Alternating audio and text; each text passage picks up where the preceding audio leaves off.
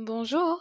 Welcome, ladies and gentlemen. Fasten up your seatbelt and enjoy this journey into Muse World with Lina Zoghaib.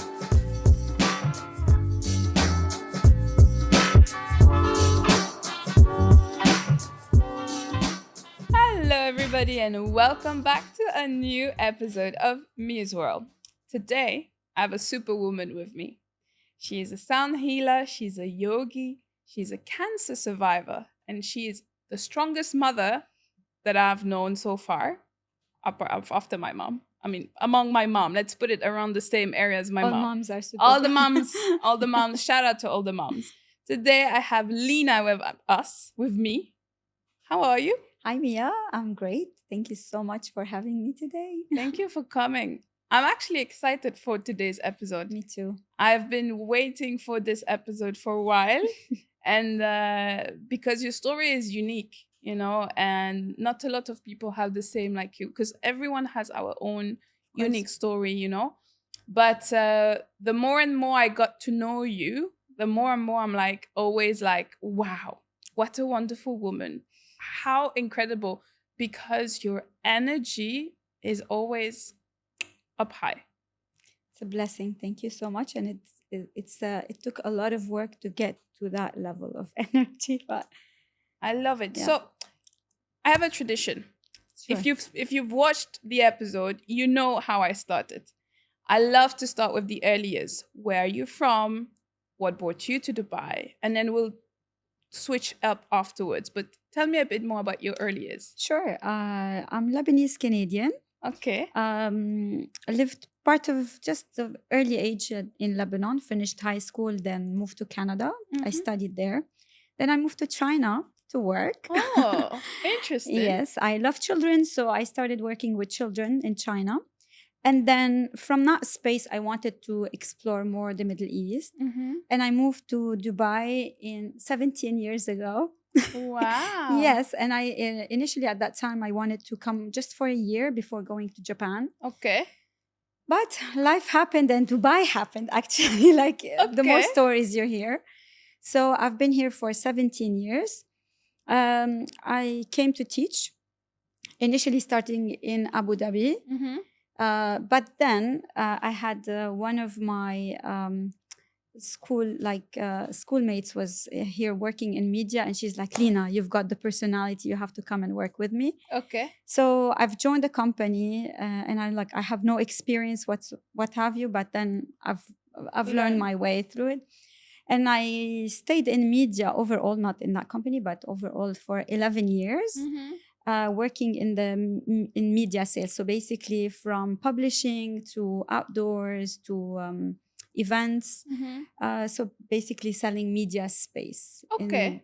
So yeah. And all throughout, okay, you make it in Dubai. It's a beautiful city. And the beautiful thing about Dubai is it's constantly growing, and it's constantly kind of pushing you indirectly to grow. Yeah. It's always you always look around and there's always a new building, new bridge, a new project. At the time when I came, there was no Dubai Mall, there was no Burj Khalifa, there's no metro. And then witnessing the city growing, you feel somehow there is something inside of you gotta give as well. Yeah. Yet again, at that time, I didn't have that, neither the mental capacity nor the emotional capacity to know what I exactly wanted. A space within me always said media is not the world for me, though it was beautiful. And I'm always grateful because I've made the most genuine, beautiful connections with people. And each and every employer brought the best of me. Yeah. And I've learned a lot. And I excelled at it. It was a natural thing for me. But something inside of me wasn't right. So in between jobs, I took a year off and I went to India, and I just wanted to, basically at that time, I was in one of my lowest moments, a common story in Dubai, a breakup that you don't know how to emotionally navigate the situation, and you're alone. And so I think from that space, it kind of, I've started taking yoga classes here and there, but I fell in love with the flow of of yoga. And my very first yoga teacher, Rana, that I always salute her from my heart, because I think she was the one that kind of made me love the practice. Okay. So I went to India for a year, but I did my homework and research to see where can I study. Mm-hmm. And then I landed in Kerala in an ashram, and I honestly wanted to like tap into the very traditional way of yoga. So I've studied hatha yoga with a teacher who's been he's not a popular person, but he's just in an ashram for like good 30 years at that time. Okay.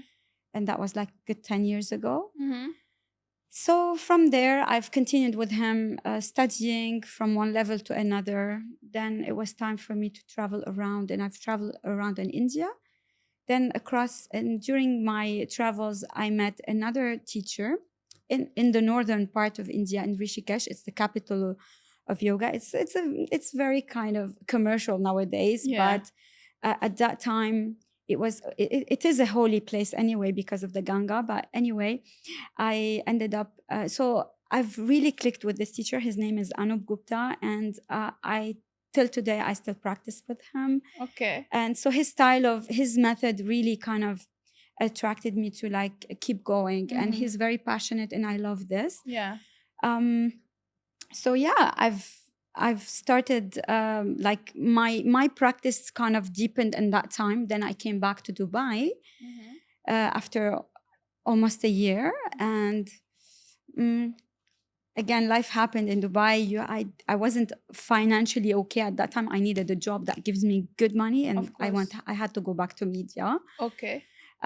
But in that time, the difference is I was more like emotionally, I felt like I'm much more stable, and I knew exactly what was missing in my part. So during these travels and all these moments that I felt lost, I just had to kind of go find myself, basically. Yeah.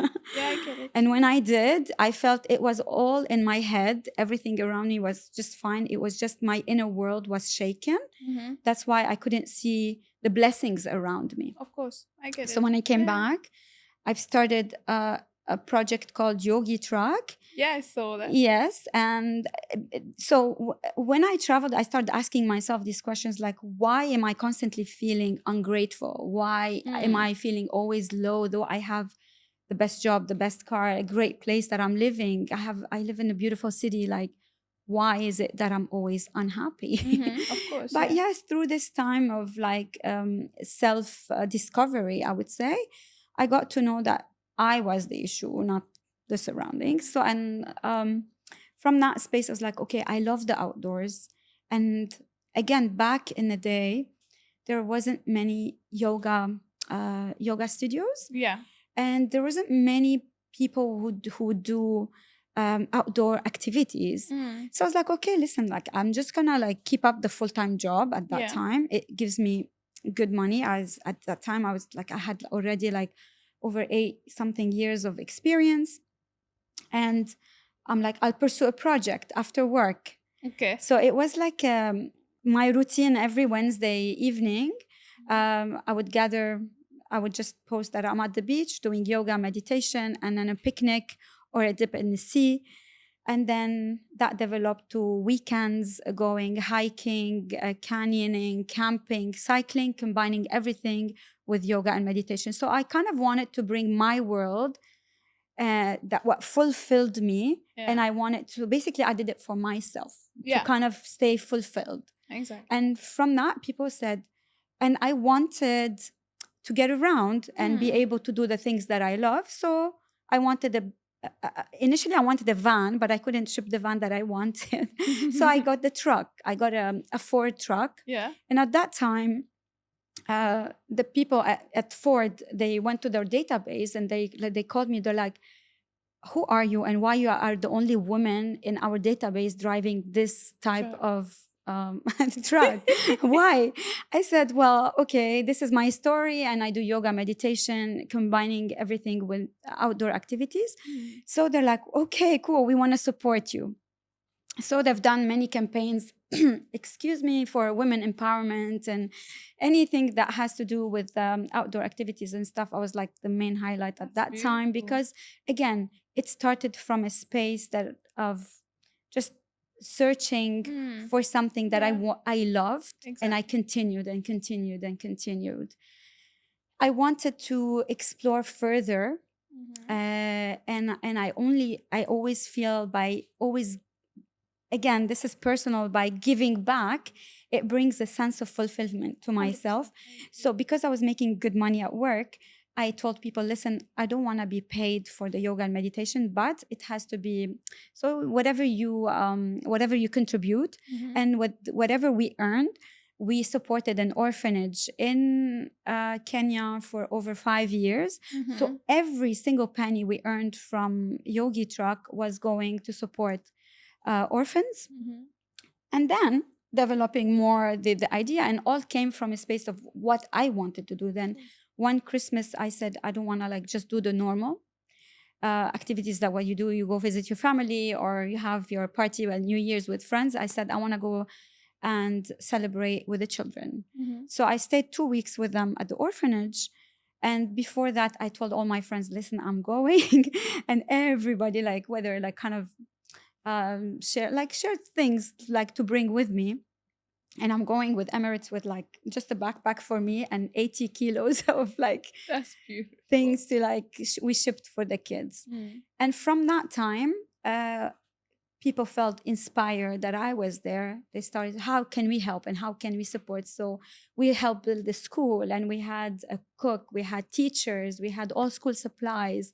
So it's like this infinite abundance just because I wanted to like do something to fulfill me. Of course. And that, so from that time, 5 years later, there was some issues happening actually in Kenya that unfortunately the orphanage we couldn't keep up with the orphanage for political reasons. Okay. So we didn't like pursue it anymore. And at that time, I was like, during this time, I met my ex-husband at that time. So we got married in 2017. Okay. And not even 3 weeks after my wedding, I was diagnosed with cancer. Ta-da! So the journey of cancer started at the time when I didn't even go on a honeymoon, or I was even like, I got married in mid-30s. So I wanted to like make the family like, and hoping to have a baby sooner. And that didn't happen. I had to go through a whole different path. And from that time, I got introduced through one of my teachers here in Dubai, Nia. Nia. I've studied with her Ashtanga yoga, and she told me, Lina, come on, there is a teacher in US. She teaches yoga for cancer patients. Would you be interested to pursue it? I'm happy to like open classes, and we start a rehabilitation program here in the at Nilaya House. And I'm like, yeah. So while I was doing chemotherapy, I was studying at the same time. When I finished chemotherapy, I went to New York and I got certified with Tari Prinster. She has a book called Yoga for Cancer Patients. Okay. I came back to Dubai, and Nia and we started rehabilitation classes for cancer patients for over almost a year, running a 6-week program for cancer patients. And that was incredible. It was an incredible experience. At that time, I was myself getting out of the experience itself. It's too overwhelming. But yet again, I had to like meet other people who had different type of cancer, different stages. And and at that time, I was like, I don't think I was so ready yet to pursue it even more.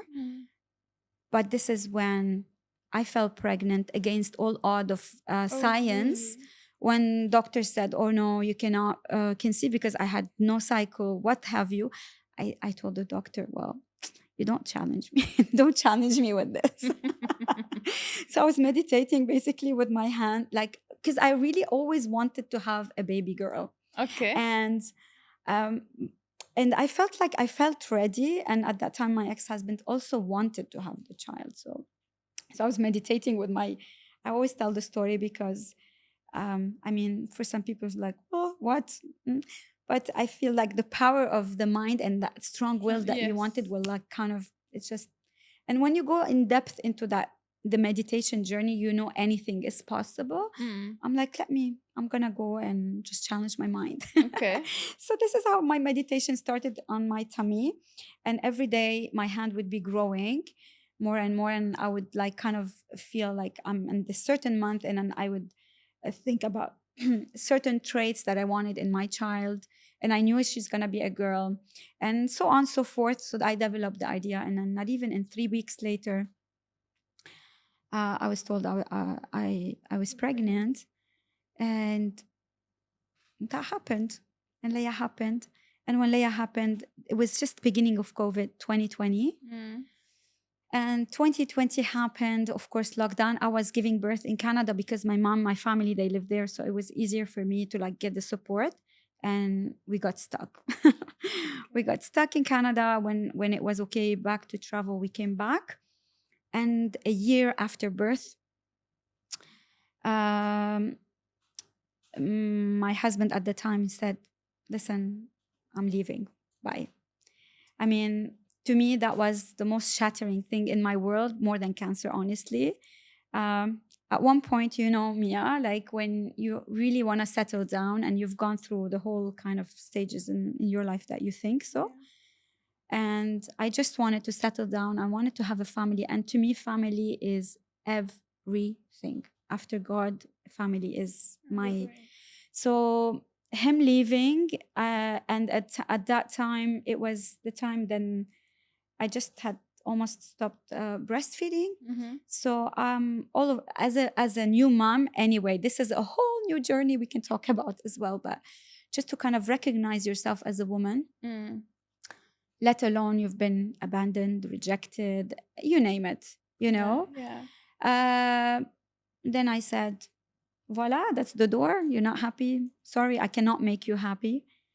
And I've taken that challenge onto myself. And I said, okay, I rolled my sleeve. And I only feel like only through time of the challenging time of your life, you get to practice what you've been learning all throughout. I agree with that. I said, okay, what's patience?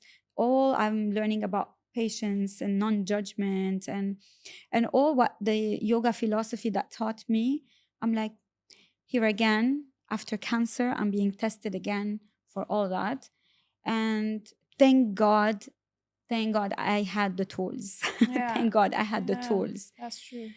First thing first, I said, I need to keep my mind busy. I signed up to, at that time, after Leia, I stopped working. So I've got engaged with, I was teaching here and there, but not full on. I signed up to a baking school. So I was doing baking school for 1 year. And straight after baking school was over, I enrolled into my master's degree. I got accepted with Liverpool to do my degree in psychology. And I just finished this summer and graduated. And it's been 2 years that I've been just, I wanted to hack my mind saying, okay, listen, I will fill the gap mainly the evening because he used to come at the nighttime and this was our time basically after baby sleep. So I didn't want to feel a void. I wasn't like kind of wanting to avoid not feeling the pain, but I wanted to keep my mind engaged. So this is why I didn't have time not to party, not to date, not to see my friends, not to do anything. And remember, I have a baby. So I was studying nonstop. And in between courses, I would like, when you have an exam and there is like kind of a month, that was the hardest because I'm like, okay, now I don't want to watch TV. I don't want to read. I had so much to face.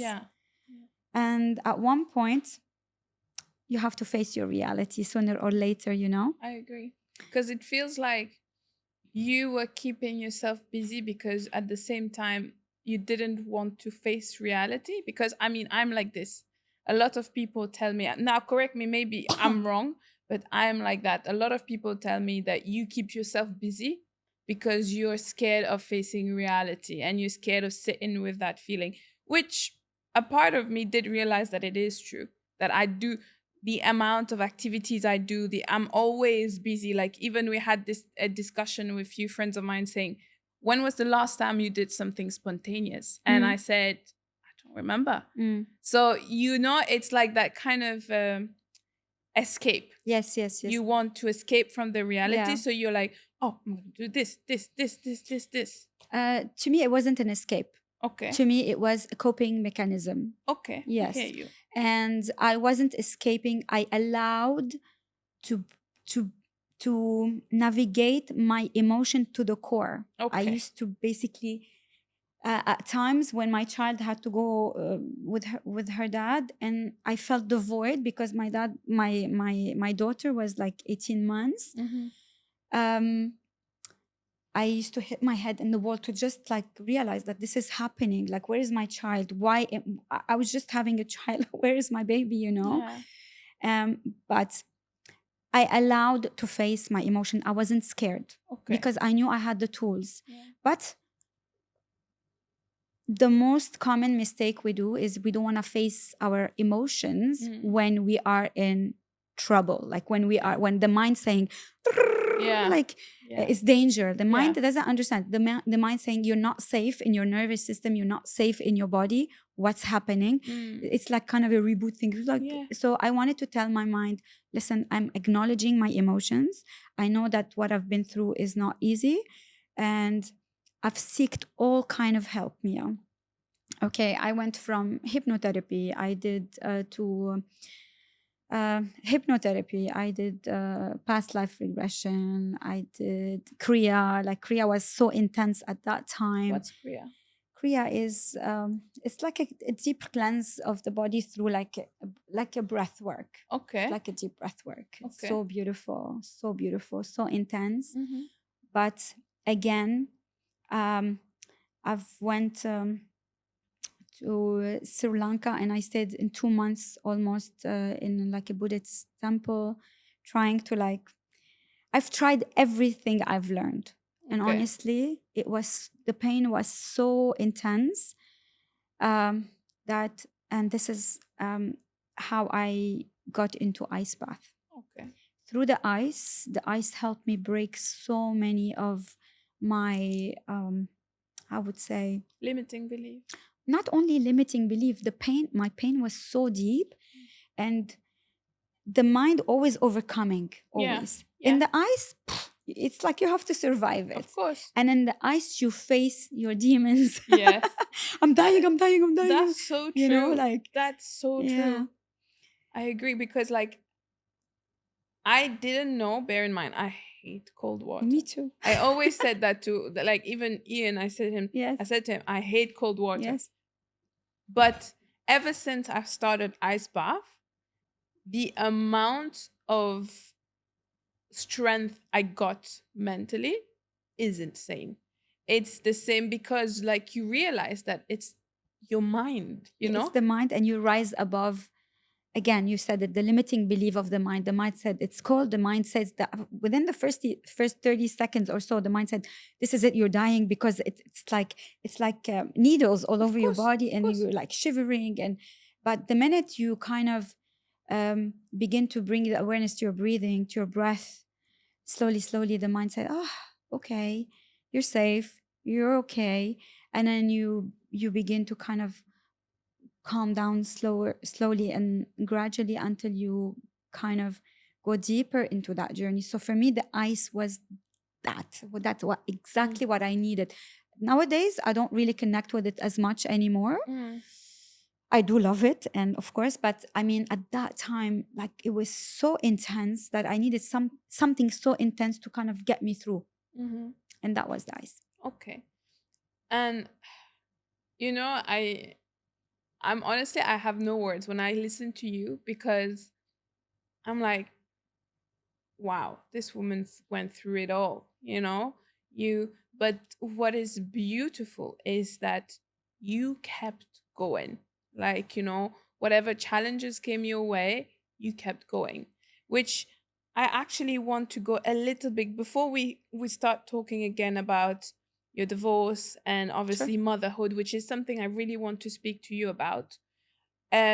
What really triggers me in the good way is the cancer part. Mhm. Imagine you get married and you find out you have cancer. How did you manage to cope with that news? Oof.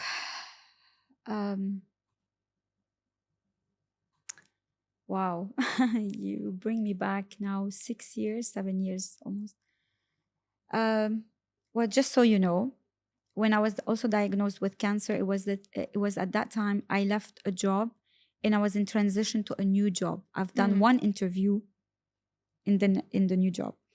And in between, I was planning to do my second interview. Okay. And then I had the news happening, like you have a mass on your chest, you need to do all the tests, and you might have to do a surgery to get a biopsy to see if this is positive or not. You know, I strongly like, I think that the toughest part of cancer is the very early stages. You cannot sleep. Your mind is constantly thinking, because when they do the biopsy, you have to wait, and you have to wait. Sometimes it takes good up to 6 weeks. Oh, wow. It takes time, and in that time, your mind goes through so much. That's the toughest part, really. Look, I think, to me, because I found love in, like, I was just newly married. Yeah. And my husband at that time, he was like, so, like, he was my support. Like, my family is not here. My family is in Canada. So I don't know. But next to me, he seemed so strong. Come on, Lina, we can do it. Like, he was like really supporting me through it all. Yeah. But yeah, receiving such news is not the easiest. And I had to travel to Beirut, back home, basically for further tests before deciding where I want to do the treatment. At that time, I said, okay, well, the thing is, there is so much of misconception also about cancer. Let's begin with that. Okay. It's all what we see on TV, the little we know, and everyone dies. Yeah. Oh, they have cancer, and they were like something like, this is at least to my own reality, because I didn't have neither friends nor family. Like, I had a friend long time ago, but she wasn't doing the treatment here. So I didn't have that close interaction with someone who had cancer. Yeah. So my only whatever I knew is from the TV, basically. And it's always a sad story and someone dies, basically. So I was like, okay, if I'm going to die, I want to die next to my husband. So I want to go back to Dubai. That was first thing. Okay. And I said, at least I'll be in the arm of someone I love. And thank you, God. That was great. Bye. So I chose to do the treatment in Dubai. And also it takes so much of, because you go to an oncology department, it's a whole new department that you don't know anything about. Everything is new. Yeah. All machines and everything. It's scary. It's so scary. Like, you deal with so much fear. But again, to me, anything that I've gone through, Mia, it was simply an excuse for me to practice all what I've been learning throughout my yoga journey. Okay, I hear you. So I was like, okay, fear, how to navigate fear, So I started, like, I was meditating more. I was doing more of breath work. I wasn't going anywhere. I was just staying home, and I was just practicing all the tools that I've learned previously that kept me grounded, that kept me calm, that kept me collected, and that made me think before rush into anything. So going to choose there, like, I was given, I had to choose the oncologist. I don't know who's good, who's not good. Of course, you can ask around, whatever, but you have to go with your gut feeling. But again, your gut feeling, if your inner world is disturbed, like is all over the place, how can you choose clearly? Exactly. Yeah, that's true. Again, I go back to my practice. I go back to calm myself. I go back to ground myself. And then the day I met the oncologist, I worked with her. Her name is Dr. Shahina. She's at Mediclinic, City Hospital in Dubai. The first thing she did something so human. She hugged me. And she looked in my eyes.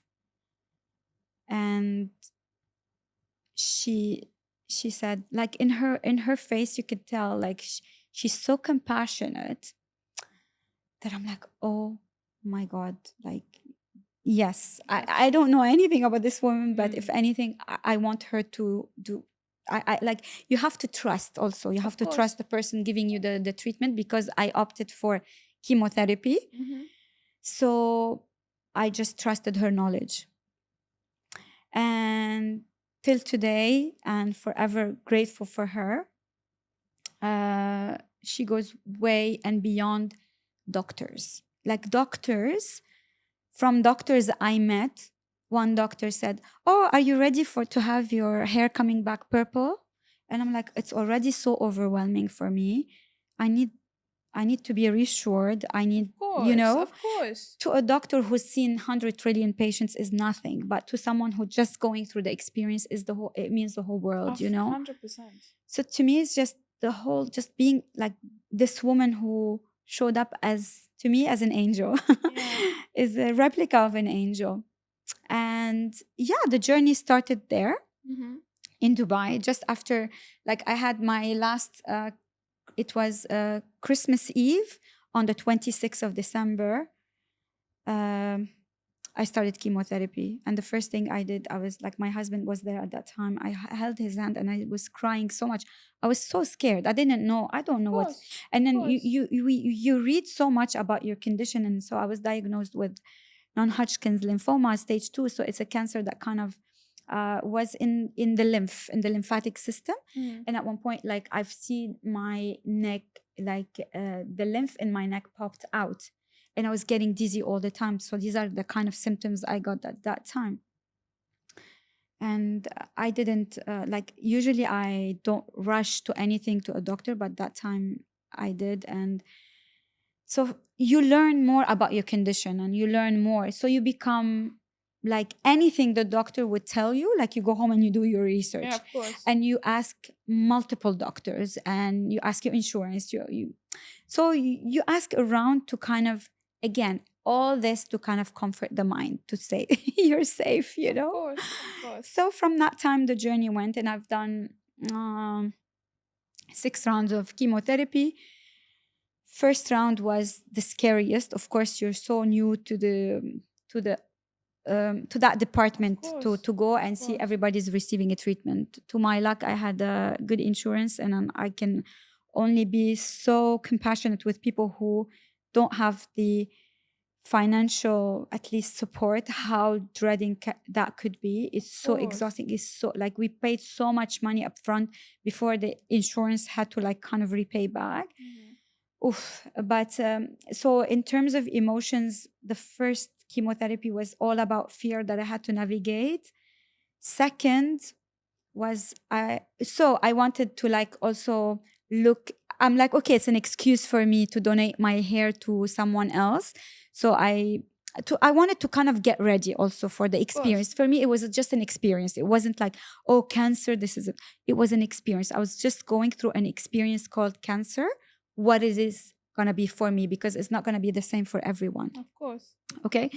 So I went and I shaved my head. I wanted to do the same hairstyle as my husband at that time. Okay. And he always had this cool haircut. Like, he would do a line here, and I'll show you a photo. It's such a cool one. So I shaved my head. And so the second round of chemo it was all about navigating. He didn't know at that time, but I would go in the shower. I would take, like, I had, like, still hair on my head, but I do this and everything would fall. And that was, like, it for me.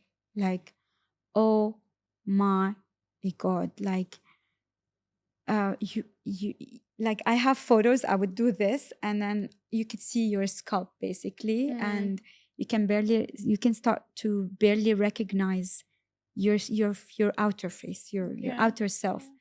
So the second round was all about witnessing the physical changes. Third round was, this is it, like my friend came at the hospital. They were like shaving my head completely. And I didn't know that cancer patients go through so much. You know, when you have hair and it falls right away, basically, your head feels cold. You cannot take the AC. You feel so much pain. Mm-hmm. So that started to like kind of sit in with me in a way. It was like you started to get adjusted to these physical changes. And in my head, I'm a newlywed. Come on, like, how is my husband gonna see me? I said, I'm just gonna go get a wig and then be funky and be cool. Come on, like, it's now my time. Yeah. And then I can dye this wig any color I want. It's my time to like also have fun with it, rather than, oh, I'm just having cancer and this is it, my life is ending. I said, I'm gonna look pretty. And even I put makeup and they say, okay, makeup has chemicals. I didn't care. I just want to look at myself and say, I look good today. Of course. You know, I get you. Again, it's another brain. It's a hack for your mind, because the mind will just, whatever the mind sees, the mind will acknowledge it and say, okay, yeah, this is the truth. The mind doesn't know anything else. Yeah, that's true. So I knew that. I was like, okay, I'll just start tricking my mind with everything that I've got. Mm-hmm.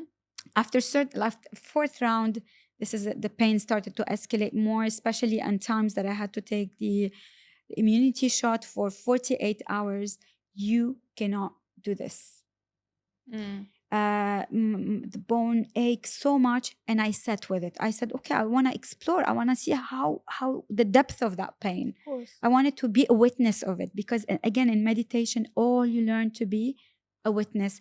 And in meditation taught me to like come out of my body, come out and kind of look at myself from a different space and be more compassionate with myself and just see my reality into that different perspective.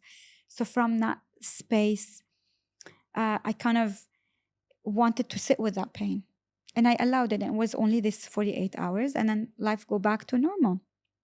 But in between, what I missed telling you, I told the guy that I was going to go work for, because I was going for my second interview. I said, by the way, I'm going for some further tests. I'm being diagnosed with cancer, but I still want to work. Mm-hmm. Would you still accept me to come to work? He's like, so just come. Okay. We'll work out a schedule that works just best for you.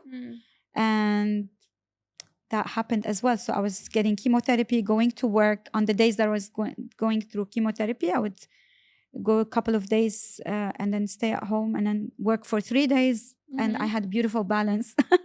That's nice, yeah. And then in later stages, when the pain started to go a little bit more deeper, I had so much pain. Usually with the treatment I had, all my nails were black, basically.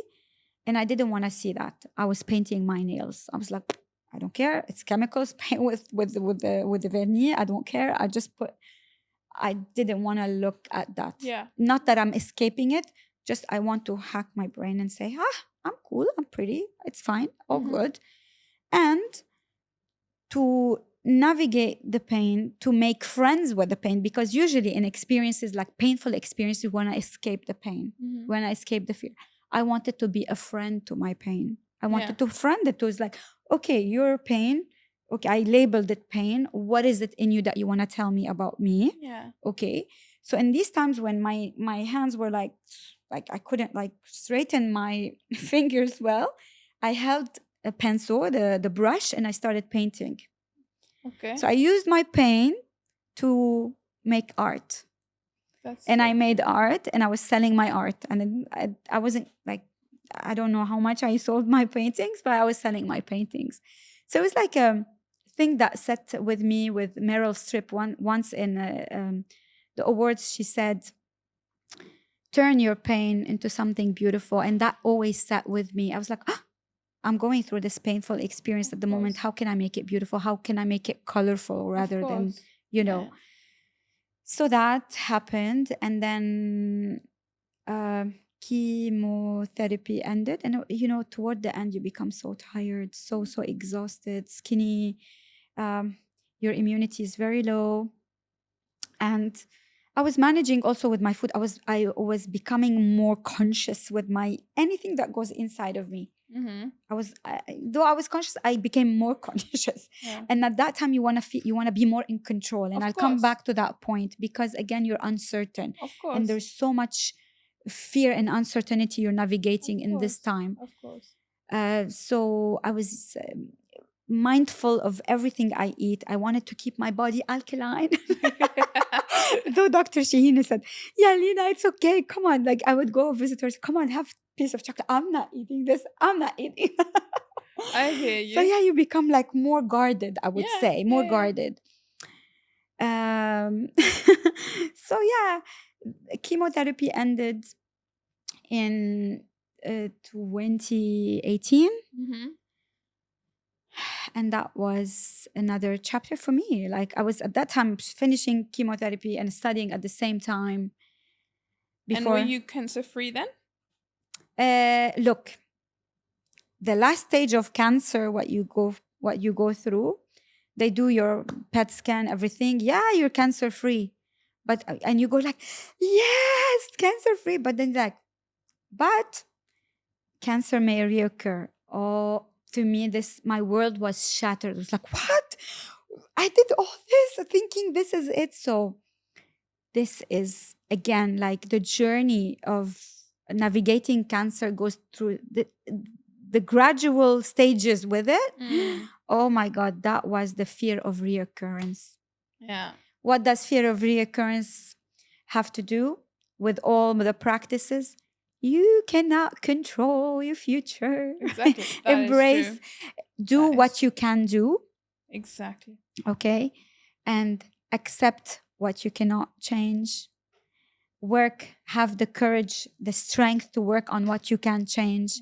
And then have the wisdom, the clarity in your mind to know what you can change and what you cannot change. It's also something I've learned through my yoga journey, that I carry it with me each and every day, each and every experience. Because when the mind is cluttered, you don't know whether it's something within you can change or not. So I said, okay, what is in my capability to change?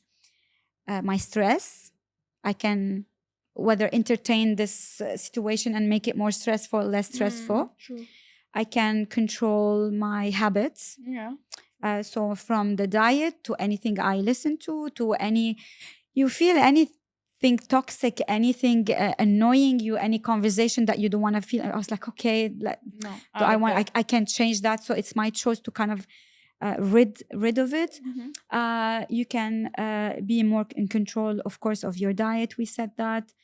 Of your alcohol, if you're smoking, or all this I didn't do, but I mean these are things that you can change. Well, and I said, okay, I'm gonna try my best to be more positive. And what you can control, your thoughts. Yeah. Because you can become more, when you become more of a witness to your thoughts, and then you become, no one, like people would see you only from the outside, and 100%. they don't know what's happening in your mind. Exactly. Right? I agree. It is so true, because there was a couple of days back or weeks back, we had a sharing circle at Mulai, and I was, if you don't know, I used to have eating disorders when I was younger. You shared it once. Yeah. And I was going through something a couple of weeks back, and it was based on rejection. Okay. And I shared that because I felt the rejection, I had the urge of binging, but I did not do it, And someone in that sharing circle told me, she was like, honestly, I look at you, I would have never thought that you are going through that, you know?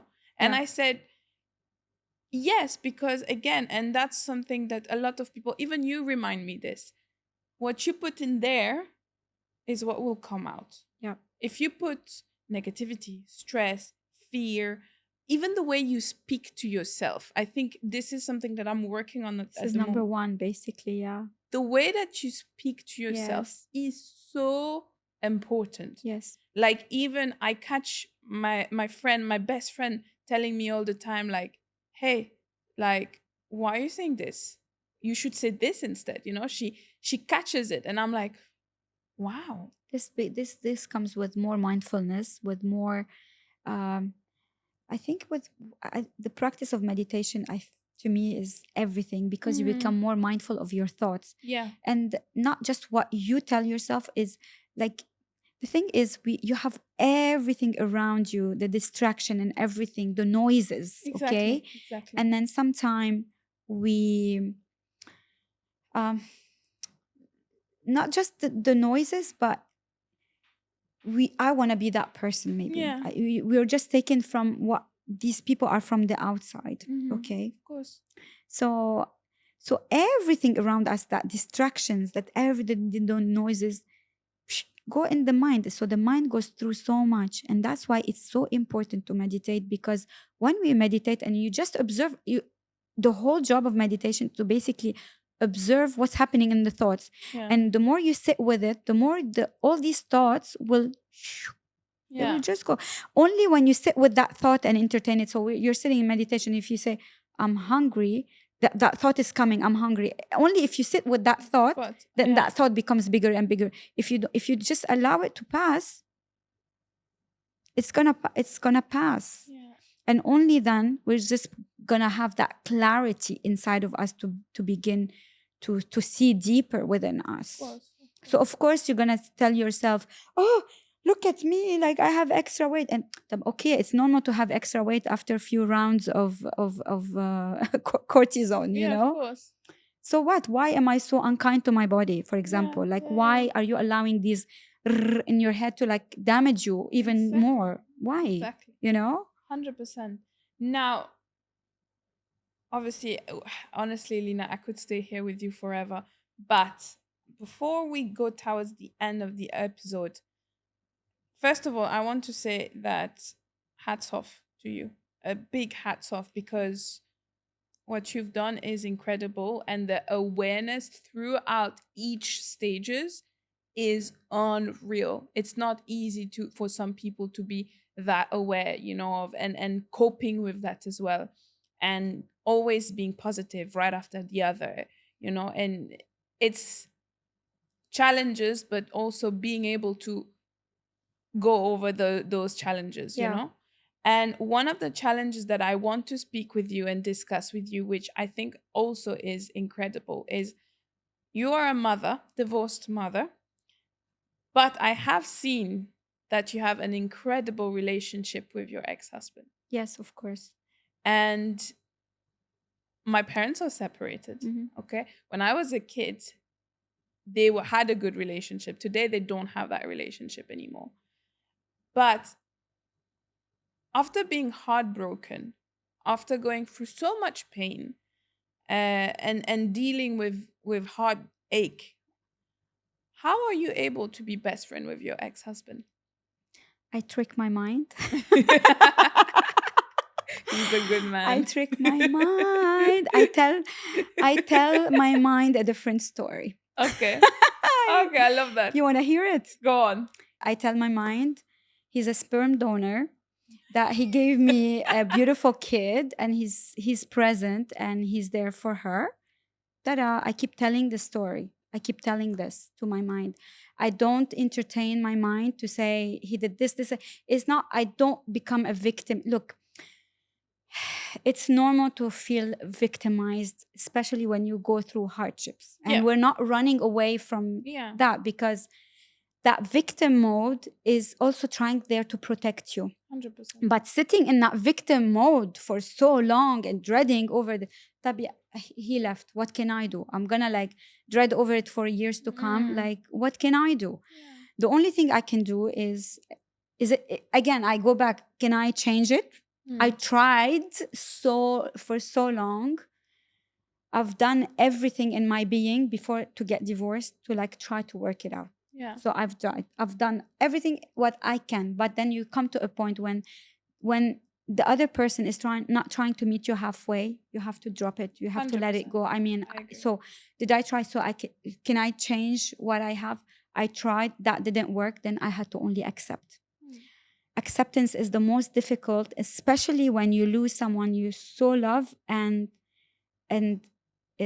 his present is not like a physical loss. It's not Yeah. like death, when death is just, God forbid, but I mean, not God forbid, but I mean with physical loss, you have to accept in That a the different person is way. gone, yeah. The physical Yeah, is not there. He's not here. But when the physical is here and he's constantly there, the emotion is just not here. the emotion, so much emotion, but yet again, it's not like a girlfriend, boyfriend, or you're married without it. When you have a child, I mean, this is the biggest responsibility, because you're helping to shape a human, Of course. really. And Of course. I mean, I feel like life already difficult, especially these days, already on our children. Why to make it more? 100%. You know? I agree. So I just tricked my mind with this story, and I tell it to myself, and I believe it. So ta-da, there. That is beautiful. So are you I mean, I've seen couple again on your story. So you are able to go out, have outings with him along with your Yes. daughter, and Yes. have a great time. Yes, we have. And I've managed to kind of keep like a curtain. Some things that I don't like, I learned, Lina, close that curtain. You don't have to, like, this is his, I have to respect his way of being with her. Mm-hmm.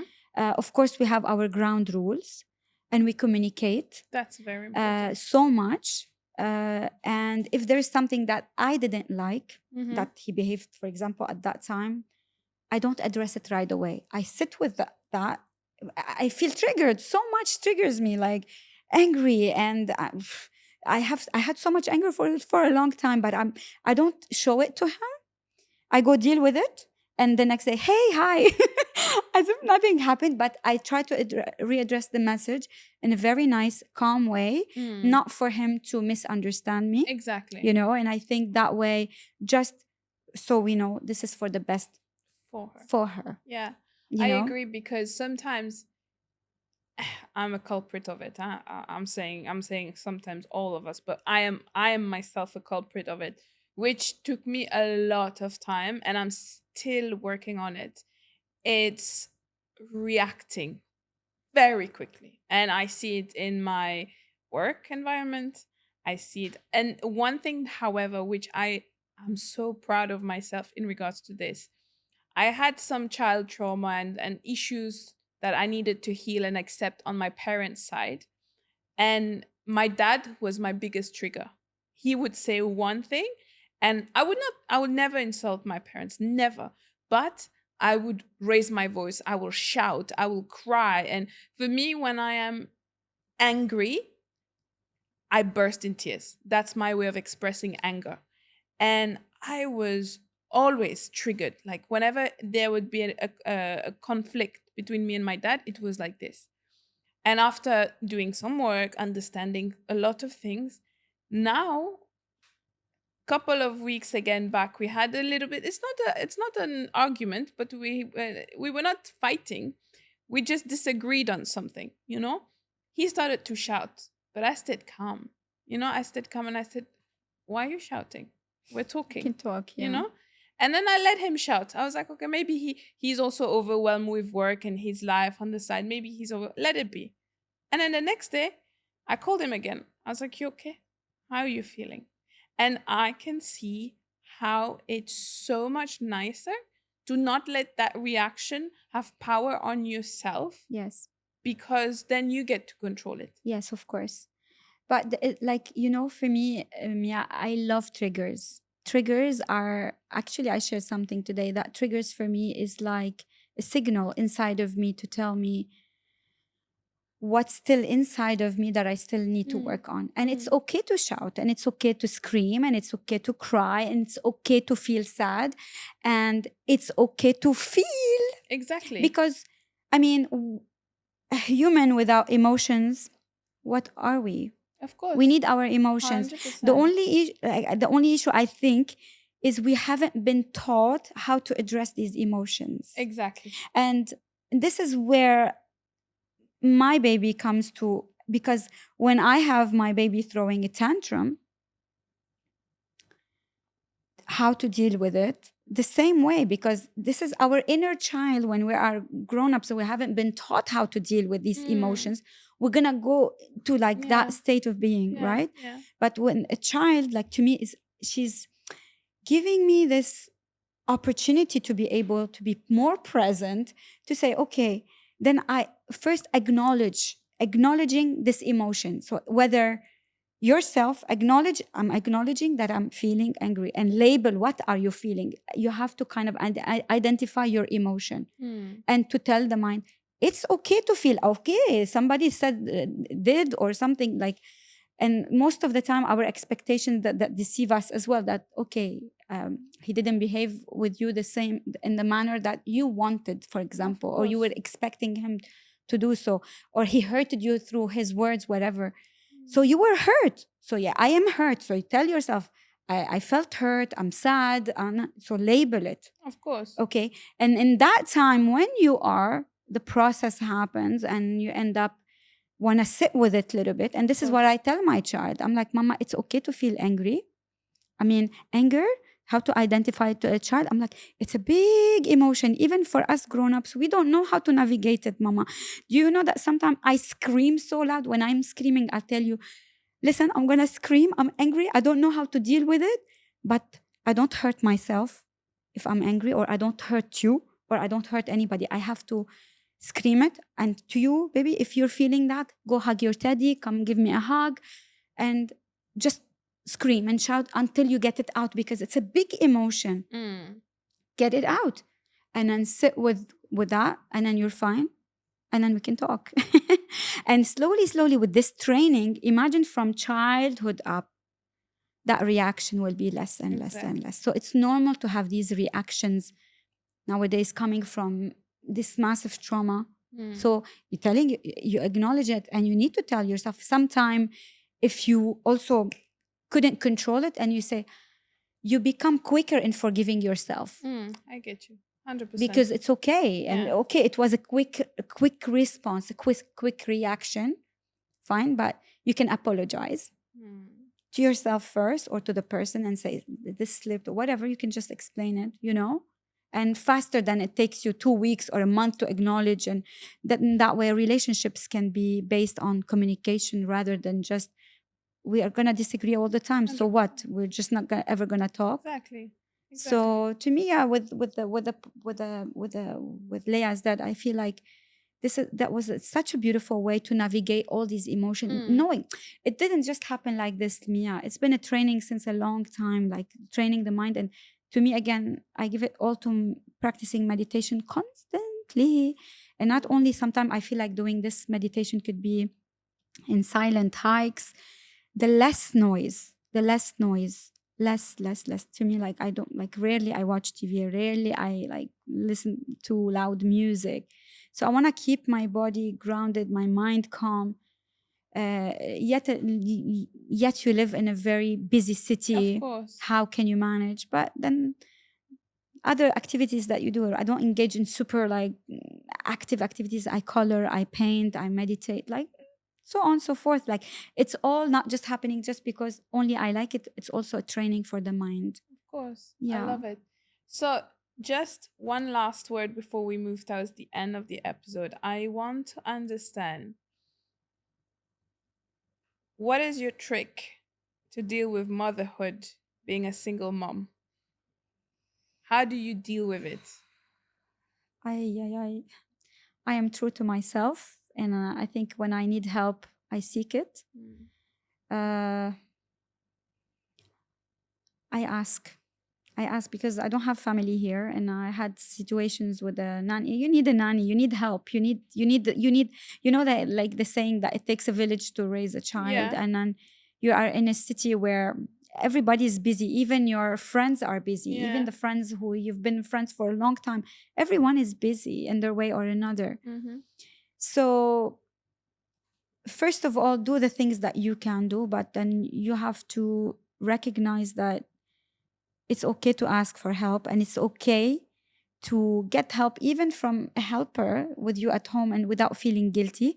And I put myself a priority. I do so much for me without feeling guilty that, oh, I'm leaving my child here. No, because if I don't fill my own cup, I'm gonna like, it's on her. Of course. The children, kids trigger parents so much, Mia. Until you become a parent, you would you would realize you're just gonna go back to your dad and say, Papa, I'm so sorry. Really, kids trigger us so much. So I feel like I put myself a priority. I do activities and things that really bring the best of me. I surround myself with people that I love their company. I do work what I love, and I stopped pursuing the financial stability, all this. I just wanted to, I work something that is so fulfilling. And now I work with cancer patients, and I continue to share my practice of yoga, meditation, and sound healing with the wider audience of circle of mothers, and with the community as well. So I do what I love. I'm doing something I love, and I'm living a most minimalistic life.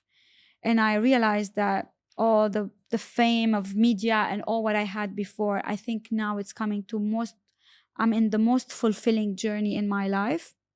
That's because I was able to kind of get myself out of fear. I'm not afraid anymore. I've seen like cancer, divorce, being a single mom, all this brought like that strength inside of me that I just cannot wait yet to share more and more and more. That's beautiful. So I wanted to go straight to rapid fire question, but I have one last question. Okay. Before the rapid fire question, what's next for 2025? Yes, I can't wait. So Yogi Truck was a project that I've started at that time, but Yogi Truck is gonna come to an end in 2025 because it's a Yogi Truck was a reflection of me. I wanted to do the outdoor, that was there. Now I'm all into that, but now Lina is much more of what Yogi Truck was sharing with the community. Yeah. So I'm working my heart out. I've put my deadline for sometime mid next year. It's gonna come in sometime in next year, but yeah, working in the line of what I usually do, but in a different angle. Something that has been challenging me so much. It's out of my comfort zone as well. Okay. So I'm going into that next year. Okay. Yes. Ta-da. We're looking forward to hear more about it. And you're more welcome to come back on me as well and share more about it, because honestly, thank you. I want the world to hear what you're doing, because Amen. Thank you. As we said at the beginning, you're a superwoman. Thank you so much. So, rapid fire question. Okay. Ready? Ta-da! Let's see. Don't worry, they're not hard. Okay. They are nice ones, to be honest. I really, really enjoy doing rapid fire questions. Yalla. Okay. All right. You ready? Yes. Early bird or night owl? Depends. I'm a single mom now, but I usually sleep early. Early bird. Yeah. Okay. All right. But I need night out sometimes. Yeah. So please. But most. Most early. Early birds. Yes. Okay. Sweet or savory breakfast?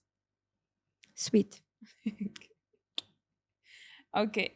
If you had to choose one country to live forever, for the rest of your life. To live? Yeah. To live? I would go to Sri Lanka. Yeah? Yes. Okay. All right. If I had a lamp in my hand and I rub it and a genie came out of it and grant you 3 wishes, what would be your 3 wishes? The first wish I will ask for this world to be in a better place. To finally live in harmony without the wars and all that. The second wish, I would ask the genie to make it happen to travel the world with my daughter.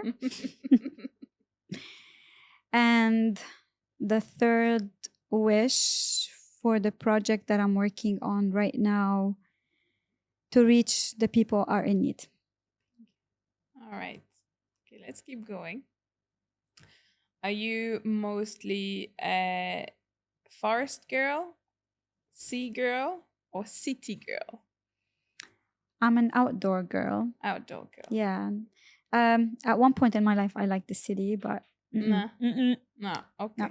All right. Outdoor, anything outdoor, anything. Okay. I know you have superpowers, but if you were to choose one superpower, which one would it be? Anyway, my superpowers all come to healing. Okay. All right. Perfect. Yes. All right. Where is three countries that you haven't been but that are in your bucket list? Japan. Mm. I would love to go to Greece, though it's here. I've never been. And Paris. Okay. I like that. Yes. I want to do So Greece as country well. is France. Yeah. But I'd love to go to Paris. Okay. But the Paris has to be very romantic. Like this is how I imagine. Paris, I always save it for the romantic. Romantic. Okay. Let's Yes. attract it. Yes, it's coming. It's coming. All right.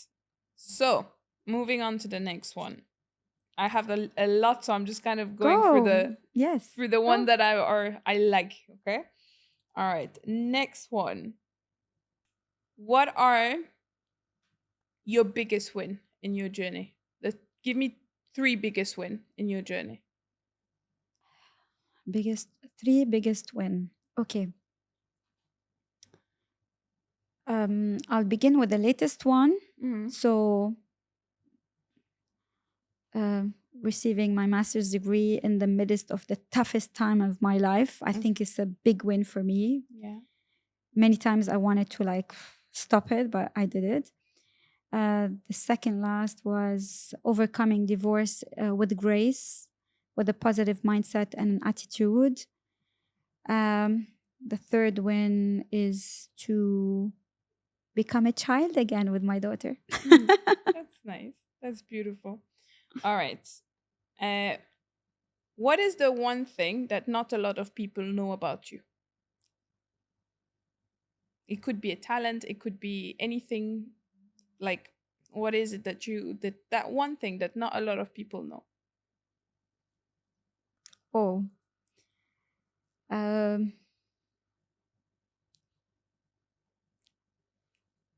Not ready yet to share.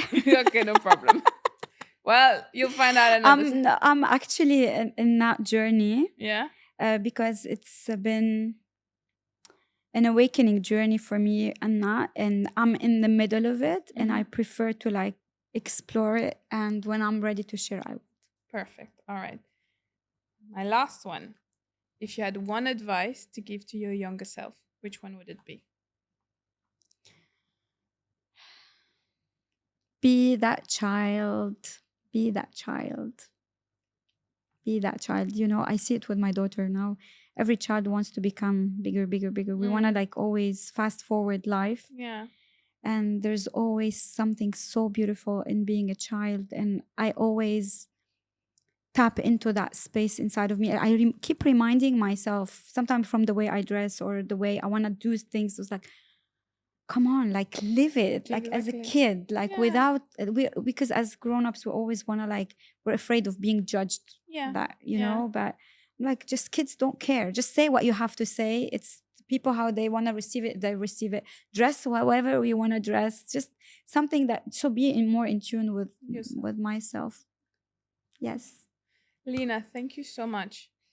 Any messages for anyone that if you have a message for anyone, whether that are people who currently going through cancer or people that are going through that journey, so any single mother, anyone out there that you want to send a message that are watching us and or listening to us, please, what would be your message? Like Tom Hanks says, this too shall pass. It's just an experience, what you're going through. You don't have to go through what you're going through alone. There is always people like you. Learn to voice it. Don't be scared to like share your voice and find the support. find the support you need, because sometimes it could be so overwhelming to do things on your own. So Thank you so much, Lina. Honestly, from the bottom of my heart, it's been a pleasure having you. It's been a pleasure listening to you. thank you, Mia. Very inspiring. And I hope to have you back soon again. Thank you, Mia. I've been following your journey ever since I've met you at Mulai, and I love your consistency. Keep it up. Thank you. And I know that you have another job, so just keep pursuing what you love. In no time, you're gonna look back and say, "Oh my God, you're gonna feel so proud of yourself." So continue. Thank you so It's much. so interesting. Like everyone you bring onto the show, the inspiring stories that you are giving that platform for people to like have that voice. It's so beautiful what you're doing. So bravo, Habibi, keep it up. Thank you so much. And if anyone wants to find you, they'll find you on Instagram. Where else can we find you? At the moment, I'm in the middle of. So for now, just Instagram, Yogi Okay. Truck. You'll share the I'll details, tag it, but yeah. there I have my number. Usually, WhatsApp is the quickest way, or phone call. I'm a traditional that way. I love, so don't hesitate. Give me a call. Always, if I don't answer right away, but I'll answer for sure. Thank you so much, Lina. I'm Thank you, sending Mia. you all my love, you, honestly, and I give you so much love, so much positivity. Keep doing what you're doing, keep shining. And thank you again for coming. Thank you, Mia. Thanks a lot. Thank you, guys. On that note, guys, I'm gonna love you and leave you, and I'll see you in the next one. Bye.